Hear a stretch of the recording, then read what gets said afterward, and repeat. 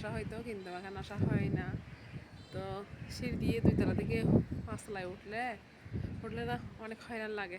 এখন শরীরে অসুস্থ, তো সবাই আমার জন্য দোয়া করবেন। আসলে শরীরের সুস্থতা হচ্ছে অনেক বড় নিয়ামত। এখন বুঝতেছি, অসুস্থ হয়ে বুঝতেছি, যখন শরীর অসুস্থ থাকে তখন দুনিয়ার কিছুই ভালো লাগে না। ঠিক আছে, মানুষের জীবনে একমাত্র 2টা জিনিস খুবই বেশি প্রয়োজন। একটা হচ্ছে শরীরের সুস্থতা, আর একটা হচ্ছে টাকা। এই দুটোটা না থাকলে না মানুষ অচল। তো বিয়স, আমি দেখতে পাচ্ছেন অনেক বেশি অসুস্থ। হঠাৎ করে কেন এত বেশি অসুস্থ হয়ে গেলাম আল্লাহ পাক ভালো জানে। তো জানে না সামনে কি হবে সেটা। তো আমার ওজনটা আস্তে আস্তে আস্তে আস্তে শুধু কমতেছে আর কমতেছে।